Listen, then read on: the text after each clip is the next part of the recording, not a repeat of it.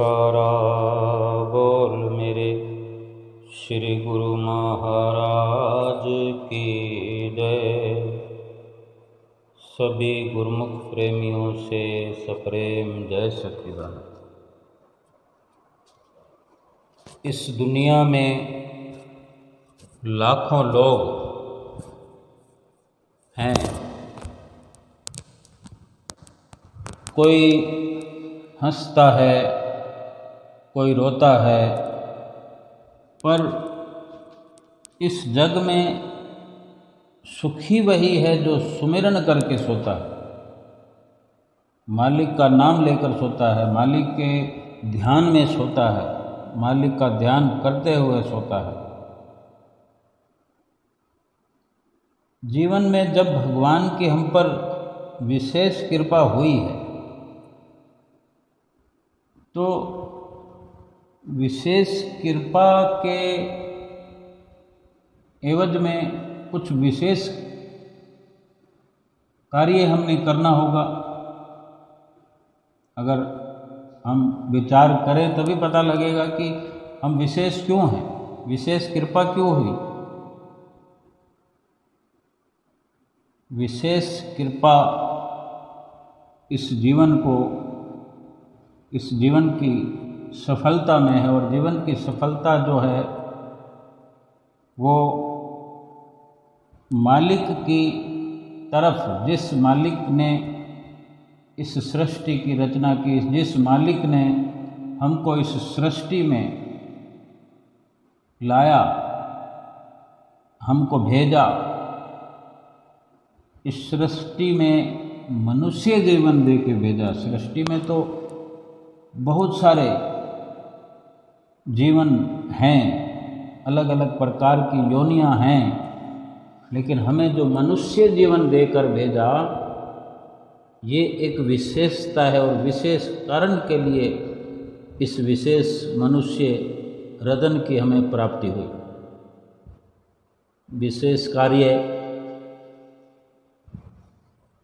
जिस मालिक ने हमारी रचना की,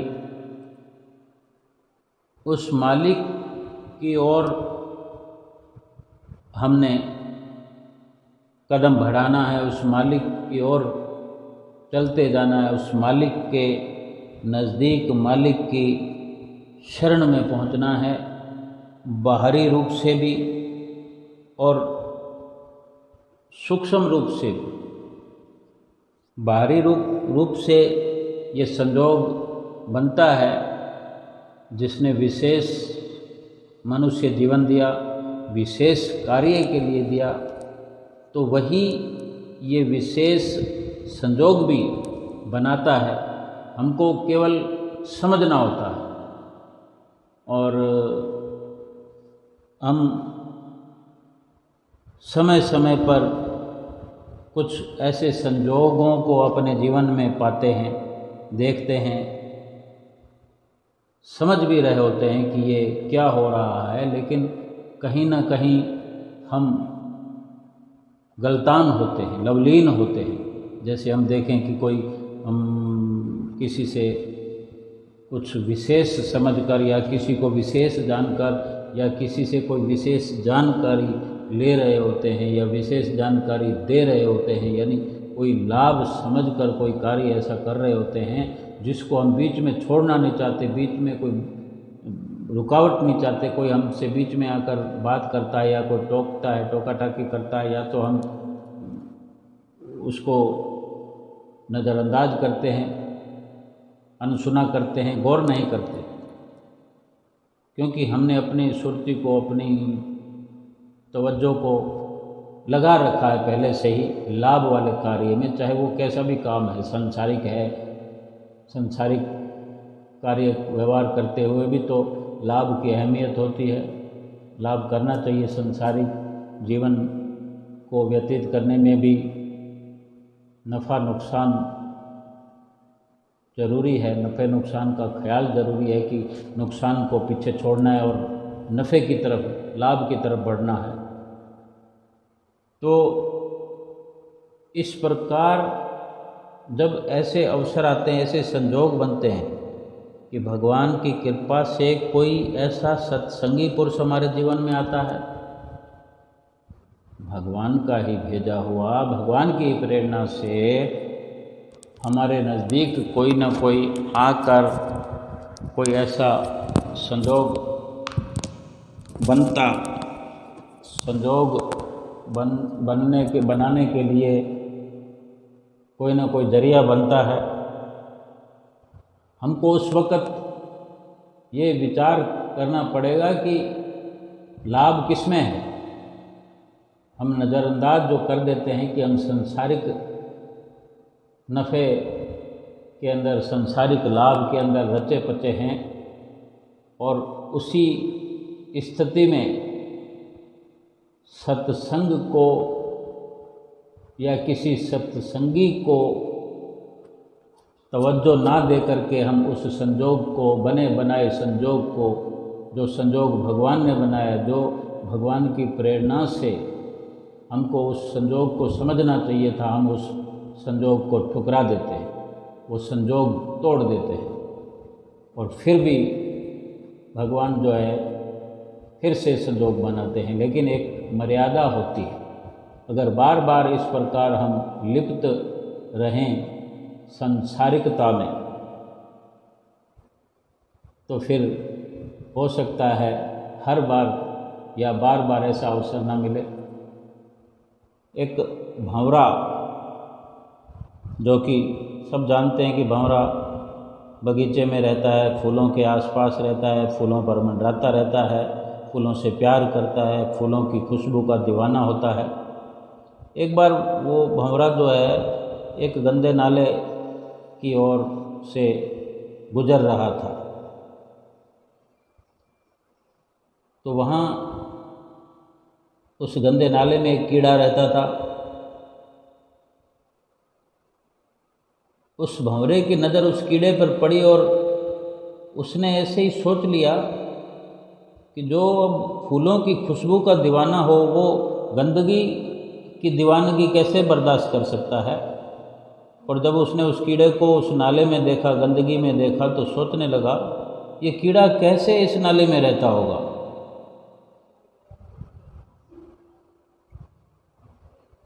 भंवरे ने ये सोचा, और ये सोचकर भंवरे ने कीड़े से पूछा, तुम इस गंदगी में कैसे रह लेते हो। तो कीड़ा तो बड़ी शान से कहता है कि यही मेरा घर है, यहाँ तो मैं अपना घर बना कर रहता हूँ, मेरा यही ठिकाना है। यानी वो उस गंदगी में रचा पचा हुआ है, उसको वही सब कुछ ठीक लगता है, उसी को वो सब कुछ समझता है, उसी में दिल लगा है उसका। तो बड़ा ताजुब करता है भंवरा, बड़ा अफसोस भी करता है, और उससे कहता है कीड़े से कि चलो मैं तुम्हें स्वर्ग की सैर करवाता हूँ, तुम मेरे साथ चलो और मुझसे दोस्ती कर लो। भंवरे ने कहा तुम कल आना, मैं तुम्हारे साथ चलूँगा।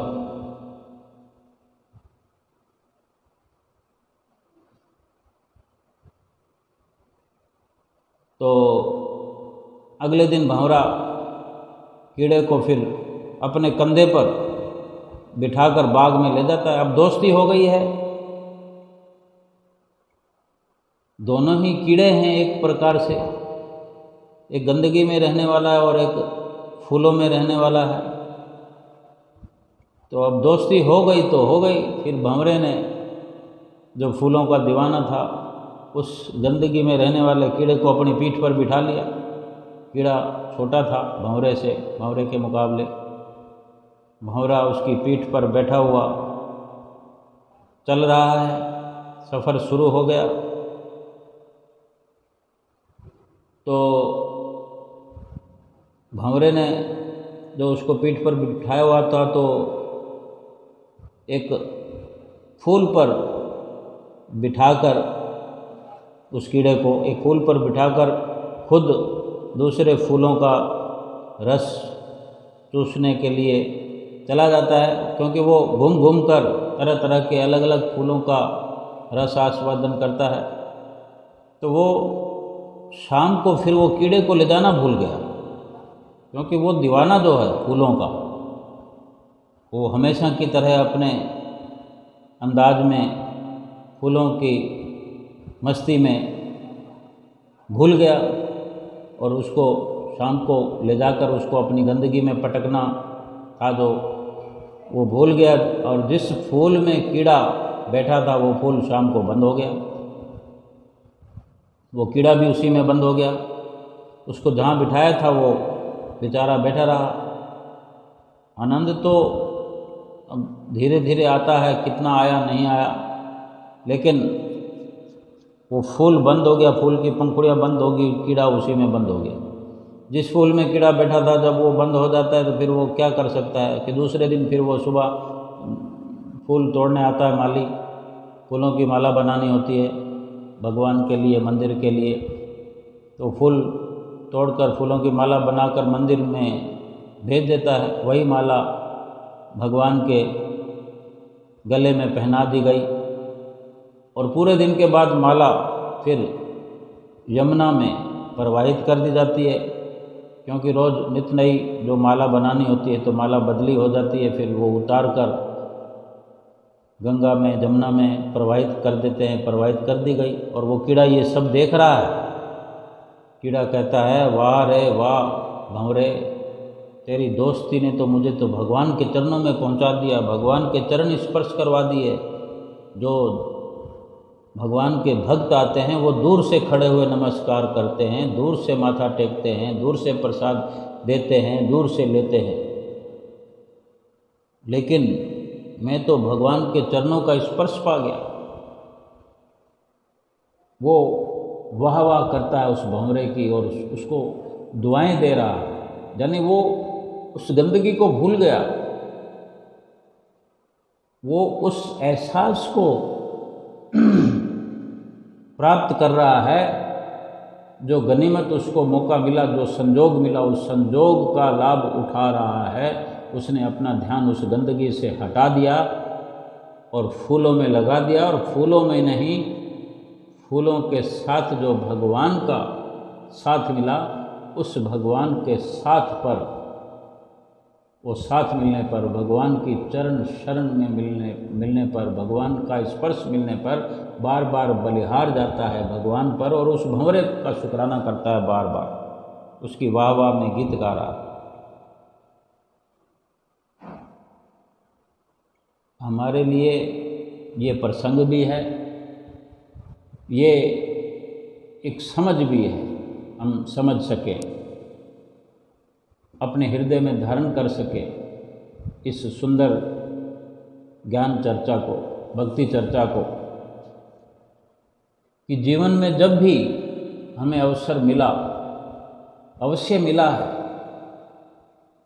हमने लाभ उठाया कि नहीं उठाया ये तो हमको स्वयं देखना है, लेकिन जब लाभ उठाने का हमारे चित्त में विचार हो और ऐसा संजोग मिले और हम लाभ उठाने के लिए चल पड़े, तो इस प्रकार जब कोई ऐसा सत्संगी पुरुष मिलता है,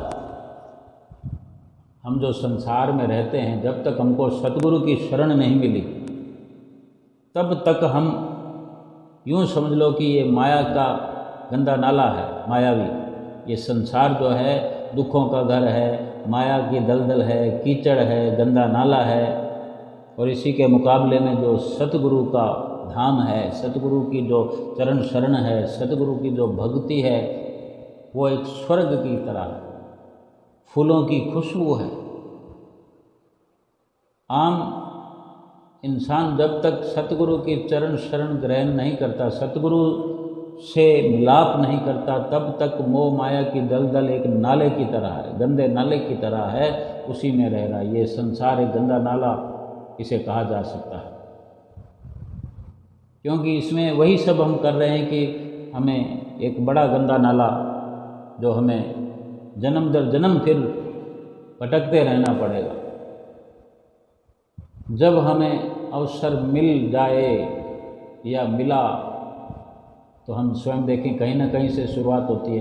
किसी की शुरुआत होती है कि घर में माता पिता जो हैं भजन भक्ति करने वाले होते हैं, उनकी देख रेख में, उनकी संगत से, उनके सहयोग से, उस संजोग से सतगुरु की चरण शरण मिल जाती है। हमें भक्ति करने का अवसर मिलता है, भक्ति को सीखने का अवसर मिलता है, भक्ति के व्यवहार का पता चलता है, भक्ति कैसे की जाती है पता चलता है, भक्ति के क्या लाभ हैं, भक्ति न करने से क्या नुकसान है ये पता चलता है।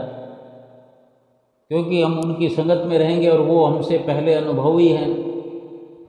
और अगर घर में कोई नहीं भी कर रहा है तो हमको कहीं बाहर से फिर ऐसा संजोग तो बनाना ही है सतगुरु ने, भगवान ने, जिसने ये अवसर दिया है सुनहरी। इस अवसर को और सुनहरी बनाने के लिए, ये सब कुछ दुखों के झगड़े बकड़े ख़त्म करने के लिए संजोग तो बनाएंगे ही बनाएंगे। हमको समझना है उस वक़्त को, कहीं ना कहीं से हमको कोई हमारा मित्र है, कोई हमारे ऑफिस में कार्य करने वाला है जो सत्संगी है, जो सतगुरु का प्रेमी है, सेवक है, उससे वार्ता होते होते, कहीं हमारी बात होते होते उसकी प्रेरणा से, हम उसके सहयोग से, उसके साथ से अपने दिल में प्यार भर लेंगे और सतगुरु की नज़दीकी में पहुंच जाएंगे। हमारे अड़ोस में पड़ोस में कोई रहने वाला है, हमारे रिलेटिवों में, रिश्तेदारों में कोई है, या हम कहीं ट्रेन में सफ़र कर रहे हैं किसी से, अब सतगुरु की तारीफ़ सुनकर, गुणानुवाद गाकर कि ऐसा भी कोई धाम है, ऐसी जगह है, किसी का सत्संग सुनकर। और आजकल तो बहुत सारे आयाम हैं, ऐसे बहुत सारे ऑप्शन हैं, बहुत सारे तरीके हैं। मोबाइल के अंदर दुनिया भर का सत्संग भरा पड़ा है, अवसर ही अवसर हैं। ये कलयुग के लाभ हैं, ये भक्ति के लाभ हैं जो आज फैलते फैलते फैलते कलयुग के अंदर इतनी आसान हो गई है कि पलक झपकते मौका जो है, अवसर जो है, लाभ में बदल जाता है। केवल तात्पर्य यही है कि किसी सत्संगी का सहयोग मिल जाए, संजोग बन जाए, किसी से वार्ता हो जाए, कोई हमारा मार्गदर्शन करने के लिए शुरुआत करे, हमें सद्गुरु तक पहुंचाने के लिए कोई प्रयास करे, तो हमको ये समझते हुए, ये समझ रखते हुए कि ये हमें लाभ पहुंचाना चाहता है। और सतगुरु की शरण में पहुंचने पर जो लाभ होता है वो यही होता है। उसको समझने के लिए अधिक गणित लगाने की जरूरत नहीं है। सतगुरु की शरण मिलते ही बैकुंठों से भी हम पार हो गए, यानी उस स्थान पर लाकर खड़ा कर दिया हमें कुदरत ने, भगवान की दया ने, कृपा ने, हमारे प्रारब्ध ने, हमारे नसीब ने।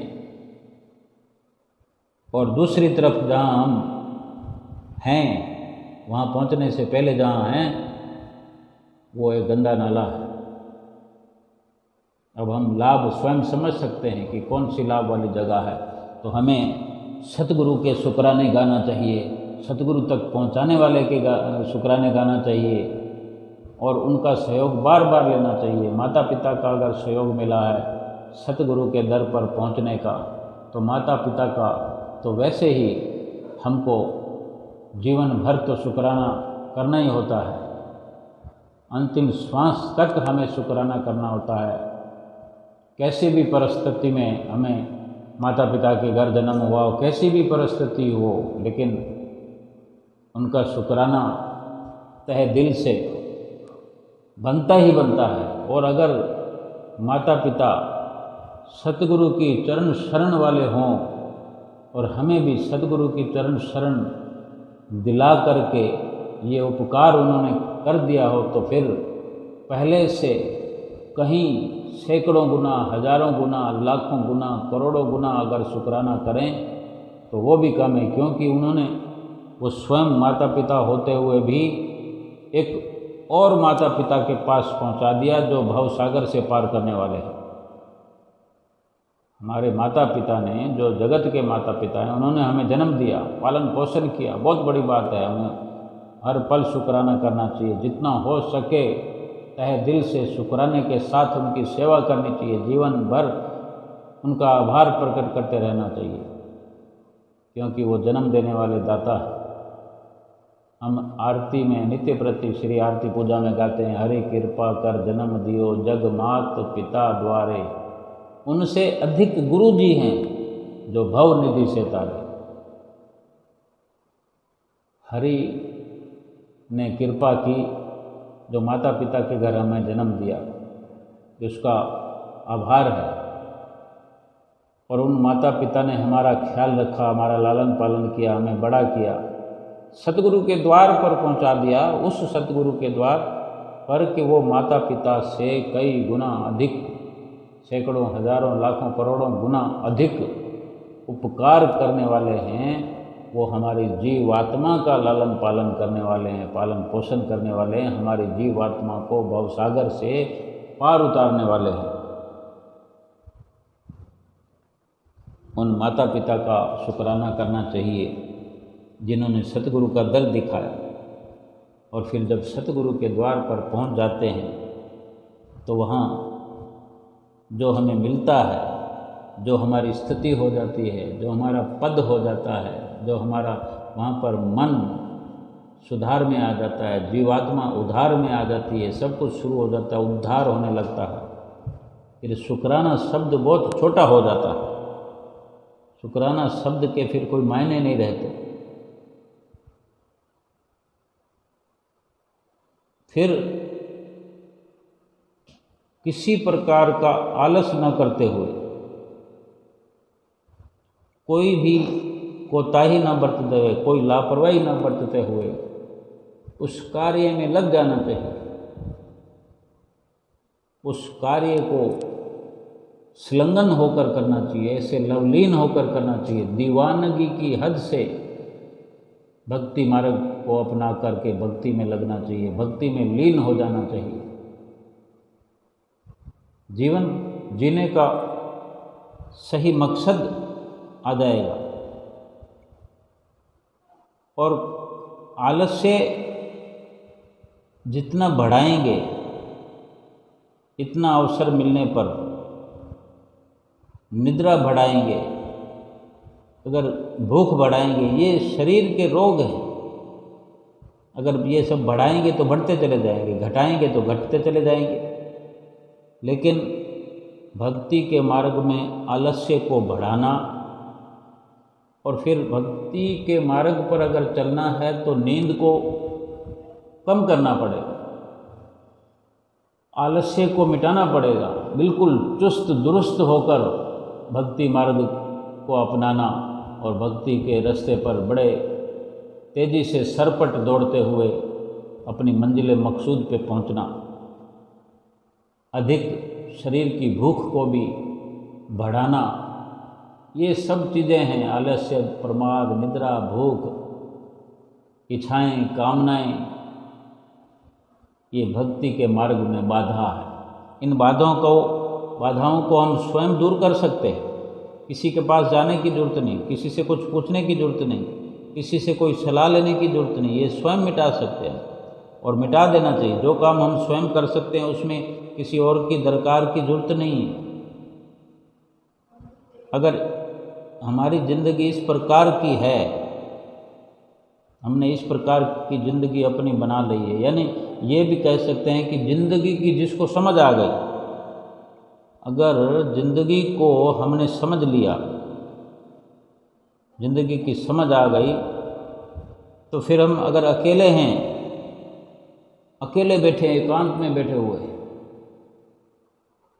तो एक प्रकार से हम ऐसे महसूस करेंगे, हमको ऐसे लगेगा कि हम मेले में। ज़िंदगी की समझ आ गई जिसको, वो समझो अकेले में भी मेला है उसका। और ज़िंदगी की समझ ना आई तो वो मेले में जाकर, भीड़ में जाकर भी अकेला रहेगा।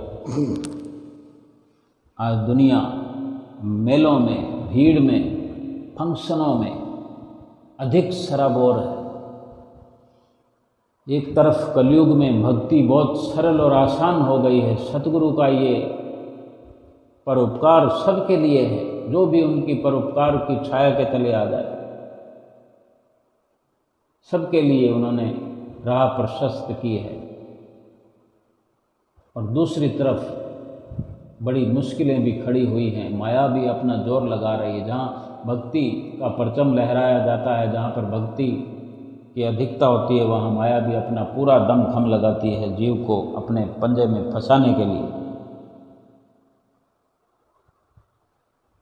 भक्ति को करने के लिए भी लोग मेलों की तलाश करता है, और महापुरुषों के वचन है कि केवल समझ आनी चाहिए। अगर समझ में आ गया तो अकेले में भी मेला बन सकता है, और समझ नहीं आई तो मेले में भी अकेला खड़ा रह सकता है। जिस मेलों की तलाश आम दुनिया कर रही है, हम देखें जहाँ भी मेले होते हैं, जहाँ फंक्शन होते हैं, कितनी भीड़ें लगी होती है।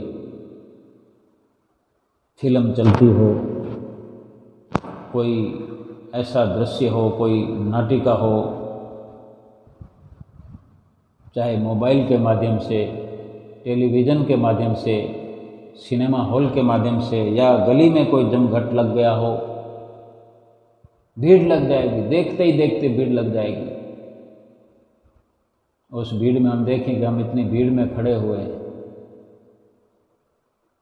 या भीड़ इस प्रकार की हो कि हमको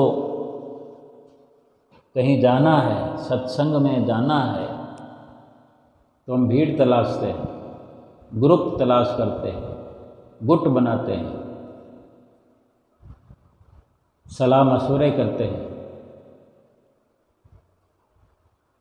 और चल पड़ते हैं, पहुंच जाते हैं, वहाँ रहते हैं, भजन बंदगी के लिए पहुंचते हैं, श्री दर्शनों में, श्री आरती में, सेवा में, सुमरन में, दर्शन में हम ग्रुप के साथ हैं, लगे रहेंगे, ग्रुप के साथ वापस आ जाते हैं। एक बार जीवन में, केवल एक बार उस मेले को छोड़कर, जो हमने मेले का साथ अख्तियार किया है, मेले का साथ बनाया, मेले के साथ होकर चले हैं, मेले की खोज करते हुए चले हैं, एक बार केवल बिना मेले के चले जाएं। एक बार धारणा बना लें कि एक बार बिना मेले के जाकर देखना है, यानी अकेले, और अकेले जाकर क्यों देखना है कि वो खोज करनी है, जिंदगी की समझ प्राप्त करनी है। अकेले में अगर हम जा रहे हैं, अपने सतगुरु के दर्शनों के लिए जा रहे हैं, रेलगाड़ी में स्लीपर क्लास में सोए हुए हैं, केवल सतगुरु की याद बनी रहेगी। जितना लंबा सफ़र होगा, केवल आगे जहां हम सतगुरु के नज़दीक पहुंचने वाले हैं, वही याद बनी रहेगी, और एकदम से कि हम पहुंच रहे हैं, मैं आ रहा हूँ, इस सतगुरु में आ रहा हूँ, हे श्री गुरु महाराज जी में आ रहा हूँ, आपकी बड़ी कृपा है। ऐसे सुरती जुड़ी हुई चली जाएगी अंतिम पल तक, जब तक पहुंच नहीं जाते। और जब दर्शन करेंगे तो वो उस सफ़र की यादें, उस सफ़र के दौरान जो चल रहे थे विचार, वो फलीभूत होंगे। सतगुरु की छवि को निहारते ही एक अपूर्व आनंद की प्राप्ति होगी। कोई नहीं है ऐसा चित्त में लगेगा, लेकिन रोम रोम से सतगुरु के दर्शनों की खुशबू आएगी। सतगुरु का एहसास जगेगा कि मेरे रोम रोम में मेरे साथ देने वाले सतगुरु की शक्ति भर गई है। और जिधर भी आँख खोलेंगे, ट्रेन में हों, ट्रेन से नीचे उतर गए हों, सामान उठा रहे हों, सतगुरु का एहसास लगातार बना रहेगा। यानी ये मेला है, ये अकेले में भी मेला है, क्योंकि ज़िंदगी को समझने की कोशिश की और ज़िंदगी को समझ लिया, ज़िंदगी की समझ आने लगी, तो अकेले में भी सतगुरु ने मेला बना दिया। और फिर हम ये विचार करें कि क्या यही आनंद जब एक ग्रुप के साथ गए थे, गुट के साथ गए थे, एक मेला बनाकर मेले में गए थे, तब सतगुरु की याद कितनी आई थी। और जो ग्रुप बनाकर गए थे उसमें कई प्रकार के हमारे भाई हैं, किसी को पीड़ा है, किसी को दुख है, किसी को संसार का दुख है, किसी को शरीर का दुख है, किसी को मन का दुख है, कोई तन से दुखी है, कोई मन से दुखी है। कहते ना, कोई तन दुखी, कोई मन दुखी, कोई चित्त उदास, एक एक दुख सबन को, एक एक दुख सबन को सुखी संत का दास। तो उसमें थोड़ा थोड़ा, किसी को कम किसी को ज़्यादा, कोई ना कोई दुख, कोई ना कोई परेशानी, या हर किसी की विचारधारा अलग अलग है। सतगुरु की दीवानगी किसी किसी को होती है। अगर उस गुट में कोई है भी सही, तो इतने लोगों में वो अपनी दीवानगी उन पर जाहिर तो नहीं कर सकता, वो अपनी दीवानगी लिए हुए होगा, लेकिन यह है कि उसने ग्रुप की तलाश नहीं की होगी।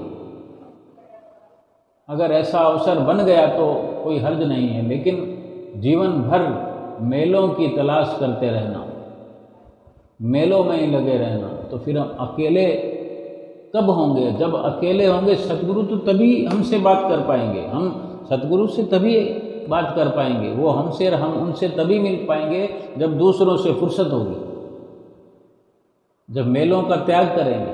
हम अपनी सुरति को सब मेले मगरियों से हटा करके केवल अपने आप में अपनी सुरति को स्थित करेंगे, और अपने आप के भीतर ही सतगुरु जो हैं हमसे मिलने के लिए तैयार बैठे हुए हैं।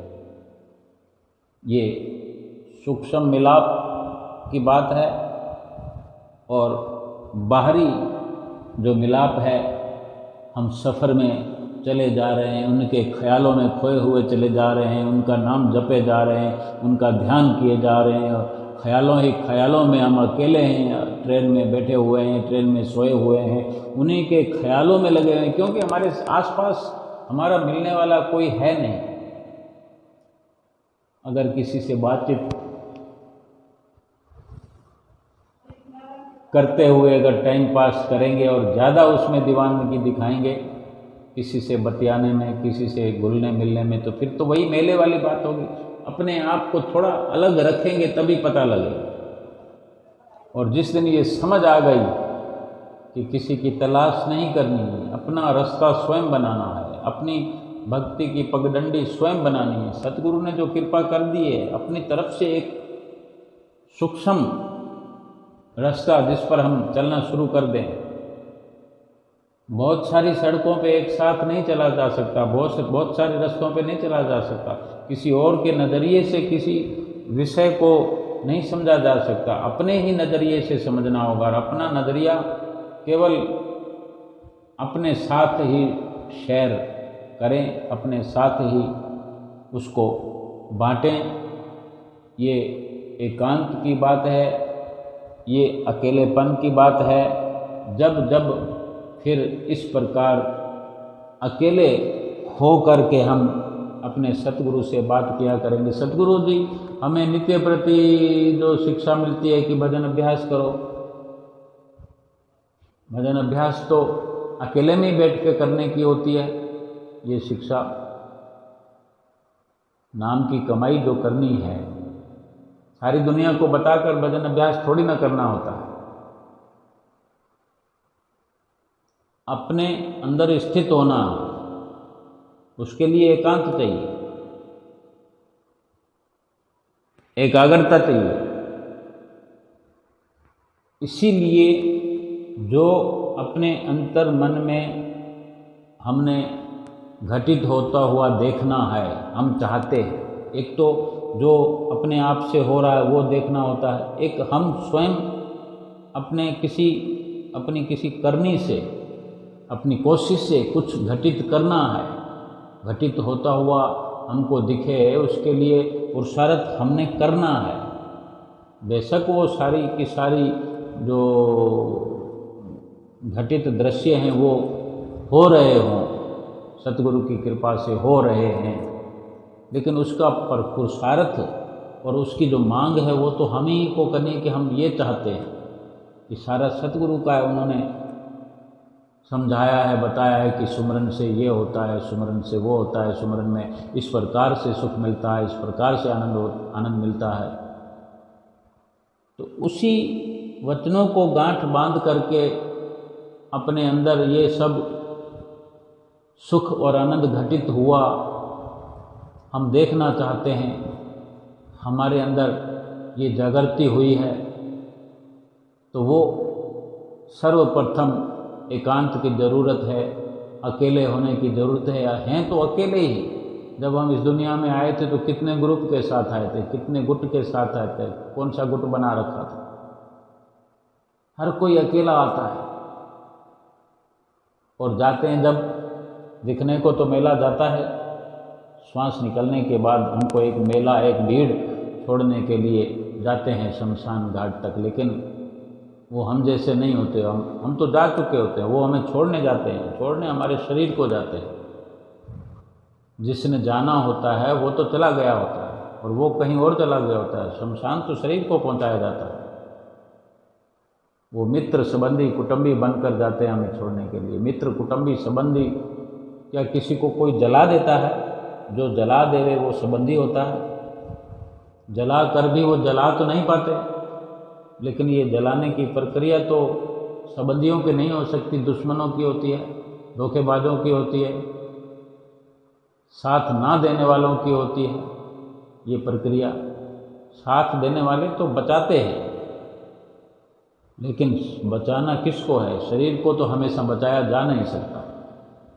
बचाया जा सकता है जीवात्मा को। उसको बचाने के लिए तो कोई सक्षम है सतगुरु के सिवा। और सतगुरु जो हैं, जिसने अपनी लगन सतगुरु से लगाई है, जिसने प्रीत लगाई है, जिसने सतगुरु के नाम को हमेशा सिरोधार्य किया है अपने अंतर मन में, जिसने भजन अभ्यास किया है, तो फिर सतगुरु ने उसका तो साथ दे ही दिया है। उसकी जीवात्मा का ही तो सही मायने में बचना और बचाना होता है। उसी को तो बचाना होता है। 84 लाख योनियों से जो छुड़ाना होता है, यही तो बचाना होता है।